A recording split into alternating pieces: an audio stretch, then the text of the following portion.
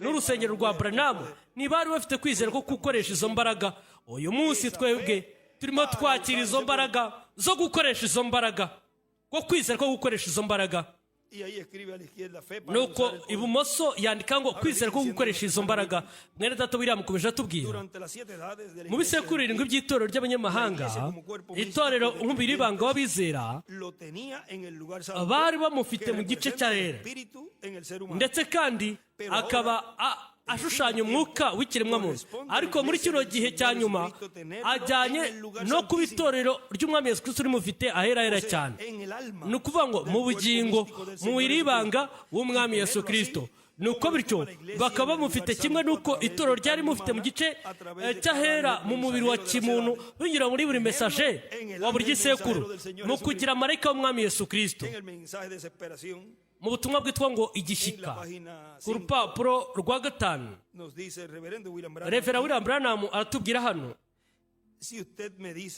wowe ushobora kumbwira uti mwene data Branham, je ndifuza kuza, ariko mu cyimbo cyo kugira ngo ngende ndagutumye kugira ngo umbere njye si njyewe, ahubwo ni impano yanjye. Indimi ntabwo ari impano, ntabwo ari umwuka wera, ntabwo ari umwuka wera, ahubwo impano ni umwuka wera. Sekibi ashobora kwigana ibyo bintu byose, ariko Sekibi ntashobora kuba umwuka wera. Sekibi ashobora kuba yakwigana buri mpano yose, ariko ntabwo ashobora kuba umwuka wera. Umwuka wera ikimenyetso byerekanwa ko ikimenyetso cy'umwuka wera cyashyizwe hariya gikomeza kuba ikimenyetso mu gitabo cy'ubucunguzi. Murabibona, iyo niyo ntego ye yo kuza hano mu isi. Yakomeje kuba atyo muri buri gisekuru. Nuko yandika ku ruhande rw'iburyo ngo ikimenyetso bingana n'urya mwuka wambaye umubiri ku itorero, ku bw'itorero. Dushobora kuvuga uyu munsi tuti uyu munsi Venezuela ifite ikimenyetso kuko ifite umwuka wera wambaye umubiri. Rero kubw'iyo mpamvu Imana mu gihe irebye iri shyanga ikabarebera munsi y'icyo kimenyetso, ndetse ikababurebesha amaso y'impuhwe, kuko hano hari ikimenyetso, kuko hano hari umwuka wera hagati muri bo. Mwami, waguye imbabazi zawe kuri ino shyanga ryawe, kuko bo bafite ikimenyetso cyashyizwe kuri bo, kandi si mu gice cy'ahera, ahubwo bagishyizweho mu gice cy'ahera cyane, aho kigomba kuba kiri muri kino gihe mu gisekuru cy'ibiri kuba zivuka muri dispensation y'ubwami.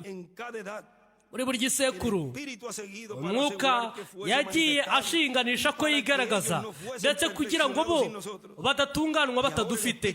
Nuko rero umwuka wera umwuzuro wose ubu ngubu agenderera itorero arimo yigaragaza Imana mu mubiri wa kimuntu neza, kimwe n'uko yabikoze mbere yo kurimburwa, gutwikwa kw'i Sodoma na Gomora. Byari urugero yagaragariye Aburahamu. Twabonye ibintu byose bitakozwe mu bisekuru by'itorero uyu munsi birimo bikorwa. Ubu turimo tubona imbaraga z'ijambo, kuko ubutumwa bwose bugomba kuba buhura na buri jambo ryose. Mu minsi ya nyuma ibimenyetso 7 havuzwe ko ibintu byose bigomba guhuzwa, bya bindi byose byagiye bibacaho mu bisekuru byose, ibyo byose bigahurizwa mu mubiri umwe, umugeni.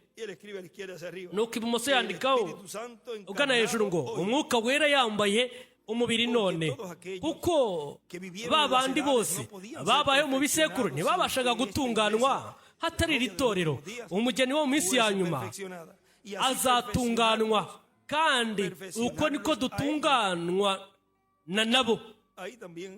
Ndetse hariya yandika ngo Imana yambara umubiri, ikimenyetso Yesu Kristo umwuka wera uri hagati muri twebwe.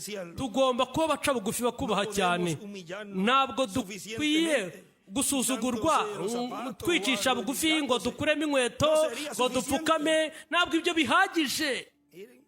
Ndagira mu byumve hano, mwumve ibyo atubwira hano.